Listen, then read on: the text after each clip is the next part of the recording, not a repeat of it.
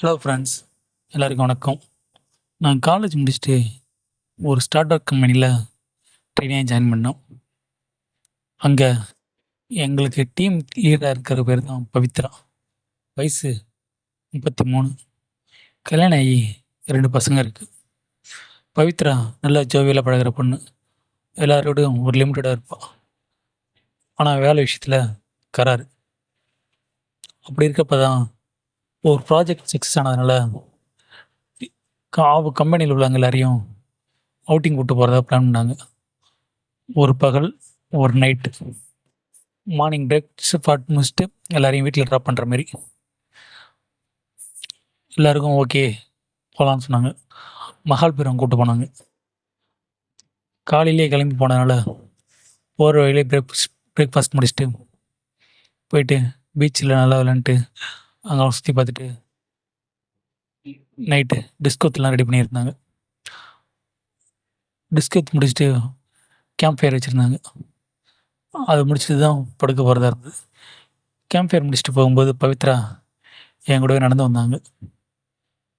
எனக்கு ஹெல்ப் பண்ண முடியுமான்னு கேட்டாங்க. என்னான்னு கேட்டேன். இல்லை, எனக்கு ஸ்விம் சூட்டில் கடலில் விளையாடணும்னு ஆசை. இவ்வளோ பேர் இருக்கிறனால எனக்கு கூச்சமாக இருக்குது. நைட்டு யாரும் இல்லை, அப்போ என்ன பீச்சுக்கு கூப்பிட்டு வரியான்னு கேட்டாங்க. நானும் ஓகேண்ணா.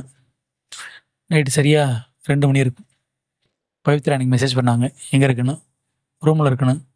நான் ரெஸ்டாரண்ட் வெளியில் வெயிட் பண்ணுறேன் வாங்கினதும் நானும் ஒரு ஷார்ட்ஸும் டிஷர்ட்டு ஒரு துண்டு ஒன்று எடுத்துகிட்டு போனோம். வா போகலான்னு சொல்லி என்னையும் கூப்பிட்டு போனாங்க. பவித்ரா நைட் ட்ரெஸ்ஸில் இருந்தாங்க. ஒரு ஃபேண்ட்டும் ஒரு ஷர்ட்டும் போட்டிருந்தாங்க. நைட் பேண்ட்டும் நைட் ஷர்ட்டும். முடிய நல்லா ஃப்ரீயாக விட்டுருந்தாங்க. பார்க்கவே அம்சமாக இருந்தாங்க.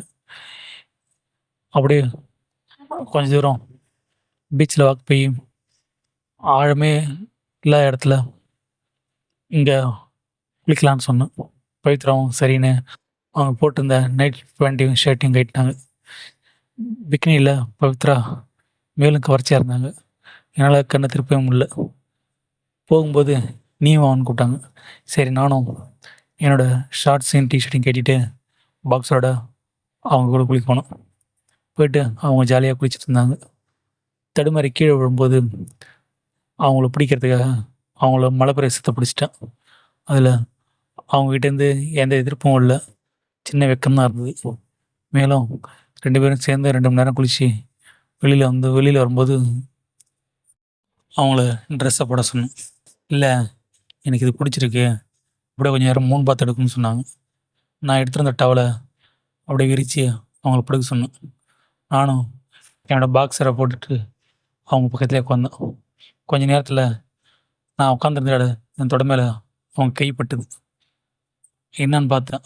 அவங்க தான் கையை கொஞ்சம் கொஞ்சமாக நோத்தி என்னோடய ஆண்மையில் கையை வச்சு அப்படியே தேய்க்க ஆரம்பித்தாங்க. நான் அவங்ககிட்ட ஏன்னு கேட்டேன். இல்லை, எனக்கும் எந்த பிரச்சனையும் இல்லாமல் இருந்தது. நான் கீழே விழும்போது நீ எனக்கு பிடிச்சல, அதில் நான் கொஞ்சம் எமோஷன் ஆகிட்டேன். எனக்கு தேவைப்படுது அப்படின்னு சொல்லி என்னை நல்லா தேய்ச்சி விட்டாங்க. நானும் பதிலுக்கு அவங்களுக்கும் தேய்ச்சி விட ஆரம்பித்தோம். 2 பேரும் நல்லா சூடாகிட்டோம். வா ரூமுக்கு போகலான்னு சொல்லி கூப்பிட்டாங்க. வேணாம், ரூமில் யாராவது வெளில இருந்தாங்க தெரிஞ்சிடும்னு சொல்லி அப்படியே அவங்கள ஒரு பக்கமாக கூப்பிட்டு போனோம். கொஞ்சம் மறைவாக இருந்தது, பாறைகள்லாம் இருந்தது. அங்கே போயிட்டு நானும் பவித்ராவும் ஒருத்தருக்கு ஒருத்தர் தேவையானதை சந்தோஷமாக ஏற்றிக்கிட்டோம். பவித்ரா ரொம்ப ஹாப்பியாக இருந்தாங்க. அப்படியே எங்களோட ரிலேஷன்ஷிப்பும் நான் அந்த ஆஃபீஸில் வேலை பார்க்குற வரைக்கும் தொடர்ந்துச்சு. Okay friends, thank you.